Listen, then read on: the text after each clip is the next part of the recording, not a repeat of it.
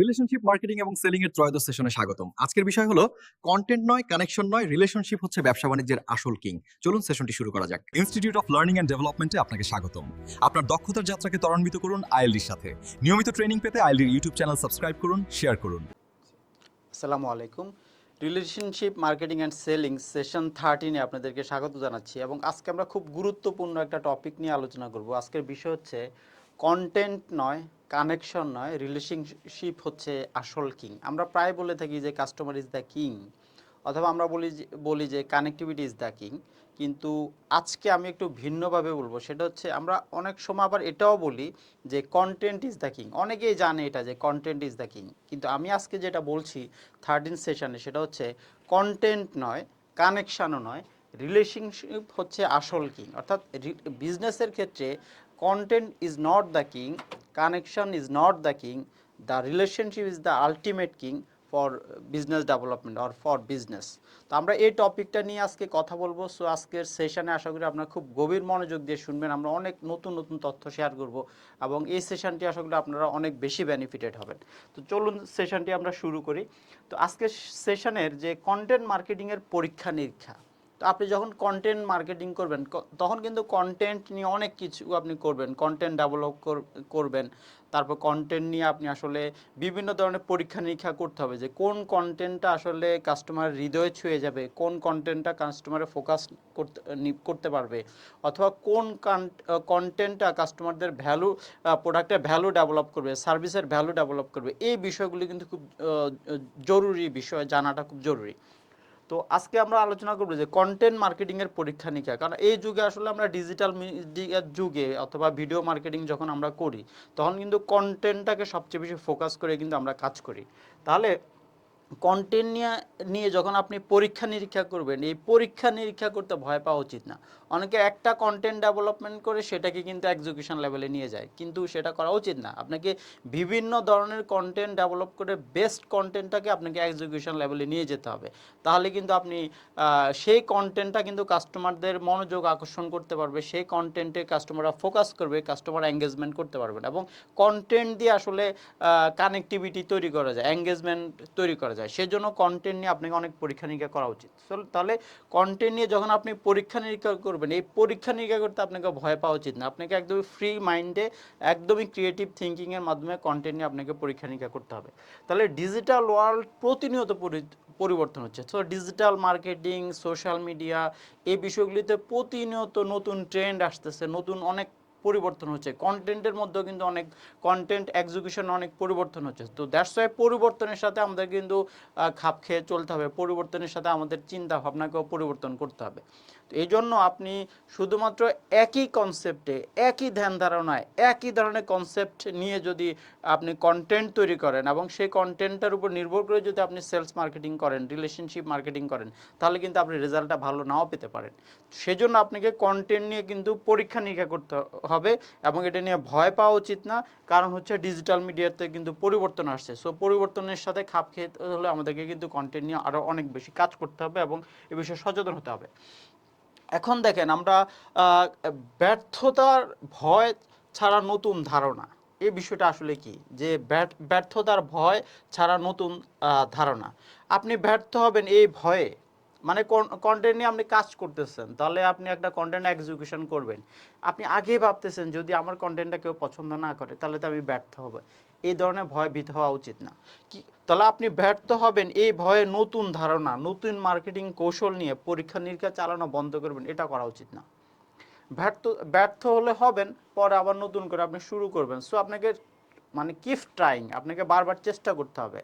একটি স্ট্র্যাটেজি যদি কার্যকর না হয় তাহলে আরেকটি স্ট্র্যাটেজি আপনি এক্সিকিউশন করে রেজাল্ট পেতে পারেন। সো আপনাকে বারবার কিন্তু চেষ্টা করতে হবে। তাহলে ইনোভেটিভ থিঙ্কিং, যেটা আমরা বলি ক্রিয়েটিভ থিঙ্কিং, ইনোভেটিভ থিঙ্কিং, তো এই ক্রিয়েটিভ থিঙ্কিংয়ের ক্ষেত্রে, ইনোভেটিভ থিঙ্কিংয়ের ক্ষেত্রে আপনাকে সবসময় একটু ব্যতিক্রমধর্মী ডিফারেন্সিয়েটেড আইডিয়াগুলি নিয়ে আপনাকে কাজ করতে হবে, এক্সিকিউশন লেভেলে যেতে হবে, নতুন কিছু নিয়ে চেষ্টা করতে হবে। অনেক সময় মনে ভয় আসতে পারে যে নতুন কনসেপ্ট, তাহলে কাস্টমার যদি অ্যাকসেপ্ট না করে তাহলে তো আমরা ফেল করব না। তারপরে আপনাকে কিন্তু নতুন কনসেপ্ট নিয়ে কাজ করতে হবে, এতে আপনার ব্যর্থতার ভয় ভীত হবেন এবং আপনি ইনিশিয়েটিভ নেবেন না, ক্রিয়েটিভ থিঙ্কিং করবেন না, ইনোভেটিভ থিঙ্কিং করবেন না, তাহলে কিন্তু হবে না। আপনাকে নতুন ধারণা, নতুন কনসেপ্ট, নতুন ধারণা, নতুন আইডিয়া, তাই না, এবং নতুন আপনার যে মার্কেটিং স্ট্র্যাটেজি এগুলি নিয়ে আপনাকে বারবার পরীক্ষা নিরীক্ষা করতে হবে, নতুন স্ট্র্যাটেজি ডেভেলপ করতে হবে, এক্সিকিউশনে যেতে হবে, তাই না। এই ধরনের আপনার কিন্তু বারবার আপনাকে চেষ্টা করে যেতে হবে, তবেই কিন্তু আপনি বেস্ট কন্টেন্টটা ডেভেলপ করতে পারবেন, বেস্ট স্ট্র্যাটেজিটা ডেভেলপ করতে পারবেন। সো এই বিষয়গুলি নিয়ে আসলে ক্রিয়েটিভ থিঙ্কিংটা খুব জরুরি, কারণ আপনি যখন চিন্তা করবেন সেখান থেকে কিন্তু নতুন নতুন ধ্যান ধারণা তৈরি হবে এবং সেখান থেকে আপনি বেস্ট আইডিয়াটাকে আপনি চুজ করে নেবেন, বেস্ট স্ট্র্যাটেজি আপনি মেক করবেন এবং সেটা এক্সিকিউশন লেভেলে যাবেন। তো এই কাজগুলি ধারাবাহিক কাজ, এটা আসলে কোনো একটা আইডিয়ার উপর নির্ভর করে বসে থাকলে হবে না। আপনাকে বিভিন্ন আইডিয়া নিয়ে, বিভিন্ন স্ট্র্যাটেজি নিয়ে, বিভিন্ন আপনার ক্রিয়েটিভ থিঙ্কিংয়ের মাধ্যমে আপনাকে স্ট্র্যাটেজিগুলি অ্যাপ্লাই করতে হবে। তো দ্যাটস ওয়াই আপনি যখন কন্টেন্ট নিয়ে কাজ করবেন তখন এই বিষয়গুলি অবশ্যই আপনাকে চিন্তা ভাবনা করতে হবে। নেক্সট আমরা যেটা আলোচনা করব, নিজের যোগ্যতা এবং দক্ষতার উপর ফোকাস করা।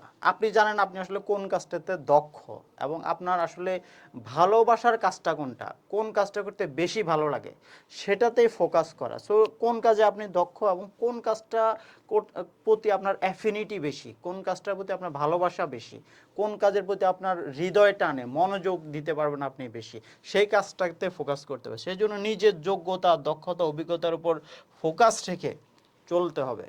আপনি আবার যোগ্যতা, দক্ষতা, অভিজ্ঞতার উপর ফোকাস রেখে আপনাকে কিন্তু সামনের দিকে এগিয়ে যেতে হবে। আপনার সেলস মার্কেটিং স্ট্র্যাটেজি কিন্তু সেভাবে মেক করতে হবে এবং সবার কাছে সব কিছু হওয়ার চেষ্টা বৃথা করা উচিত না। সবাইকে খুশি করবেন এই ধরনের চেষ্টা করা উচিত না, কারণ সবাইকে খুশি করে আপনি চলতে পারবেন না।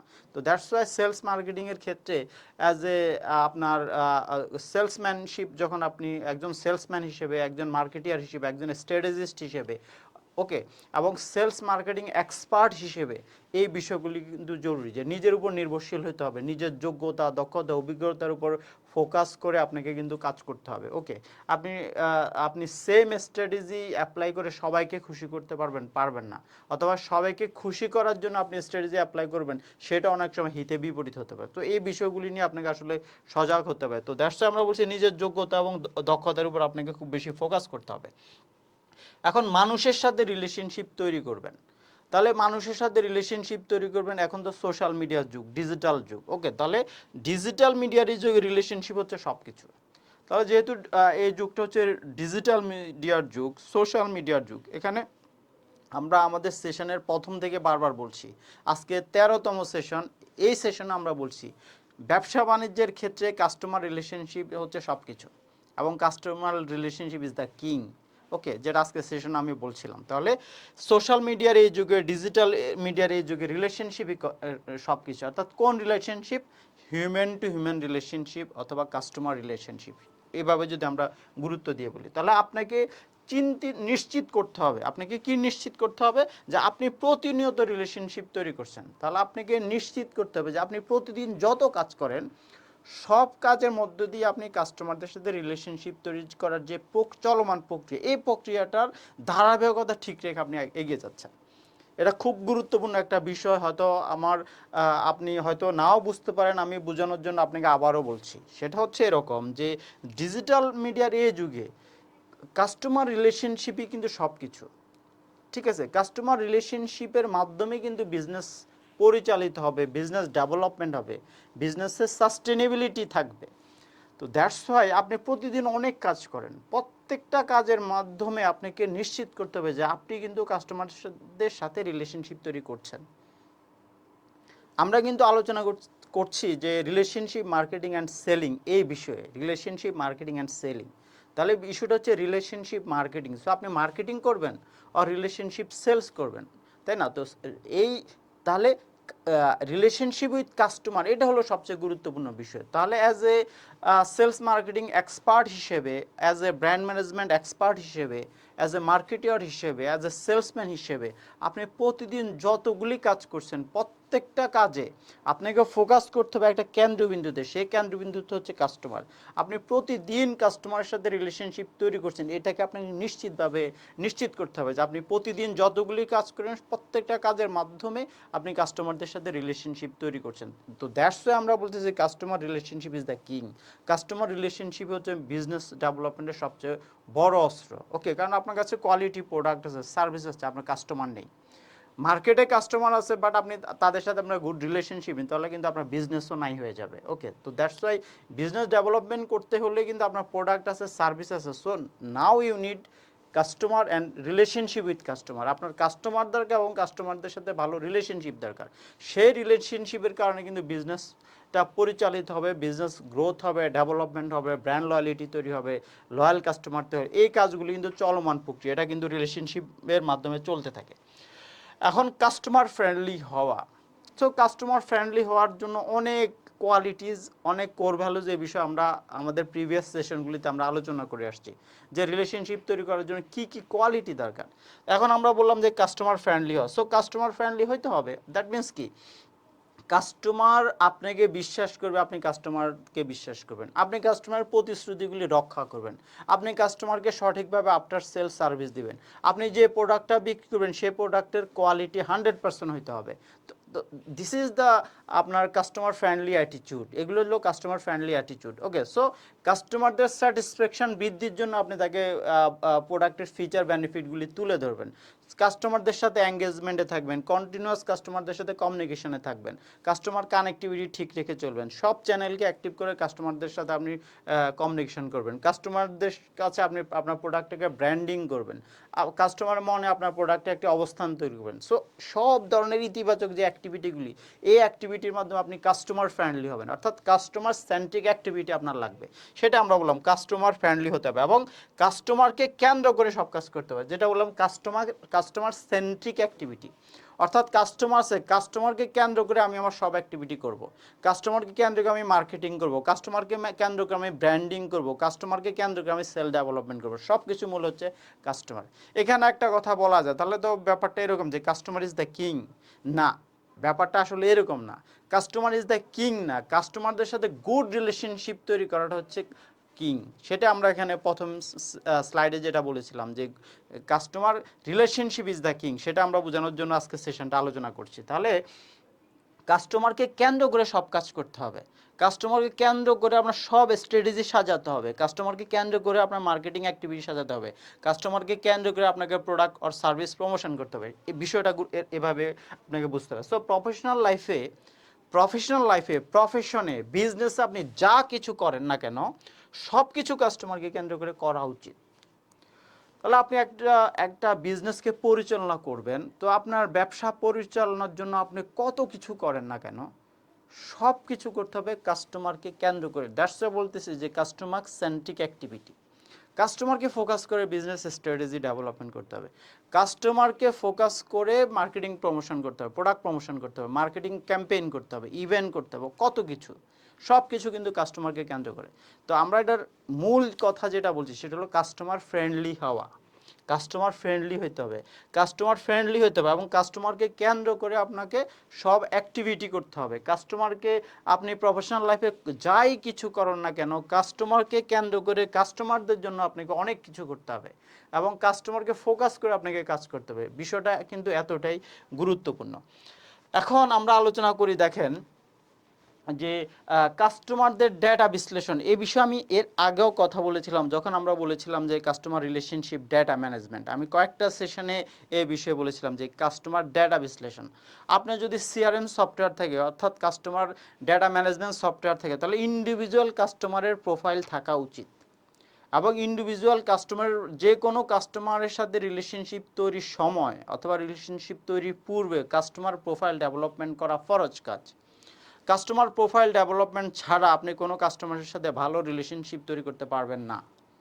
তো দ্যাটস ওয়াই আপনি যে বিজনেসই করেন না কেন, সেটা আলপিন সবচেয়ে ক্ষুদ্র প্রোডাক্ট, ছোট প্রোডাক্ট, আর অ্যারোপ্লেন সবচেয়ে বড় প্রোডাক্ট, তাহলে আপনি যেই বিজনেসই করেন না কেন, ছোট থেকে বড়, আপনার যেই সার্ভিস নিয়ে কাজ করেন না কেন, ছোট সার্ভিস থেকে বড় সার্ভিস, আপনাকে অবশ্যই কাস্টমার প্রোফাইল তৈরি করে কাস্টমার ডেটা ম্যানেজমেন্ট সফটওয়্যারের মাধ্যমে আপনাকে কাস্টমারের ডেটা, বিশ্লেষণ করতে হবে। কাস্টমার ডেটা হলো কাস্টমার ফিডব্যাক, কাস্টমারের বিহেভিয়ার, কাস্টমারের অ্যাটিটিউড, কাস্টমারের সেলসের ডেটা।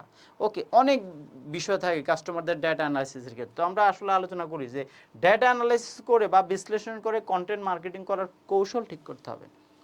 তারা আমরা কাস্টমার ডেটা অ্যানালাইসিস করে কন্টেন্ট মার্কেটিং করার কৌশল ঠিক করতে হবে, খুব গুরুত্বপূর্ণ একটা কথা। যারা কাস্টমার ডেটা অ্যানালাইসিস না করে কন্টেন্ট মার্কেটিং করবে তাদের টোটাল বাজেটটা একদমই রেজাল্ট হবে জিরো। তারা আসলে ওই ধরনের কন্টেন্ট মার্কেটিং করে কোনো রেজাল্ট পাবে না। কারণ কাস্টমারের নিড কি এটা বুঝতে হবে। কাস্টমারের নিড কি, কাস্টমারের ডিমান্ড কি, কাস্টমারের লাইকিংসটা কি, কাস্টমার ফোকাস কোনটাতে করে, ওকে, কাস্টমারের বিহেভিয়ার কি, এই বিষয়গুলি কিন্তু জরুরি। ওকে, সো আপনি যদি কাস্টমারদের নিড না বুঝেন তাহলে কাস্টমারকে আপনি কি অফার করবেন?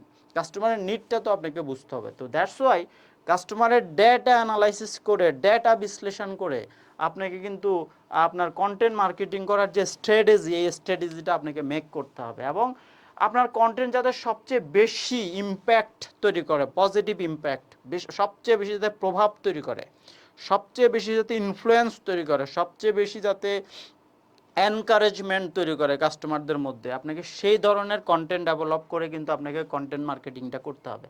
তাহলে আপনার কন্টেন্ট যাতে সবচেয়ে বেশি প্রভাব বিস্তার করে সেজন্য ডেটা বিশ্লেষণ করা খুব জরুরি।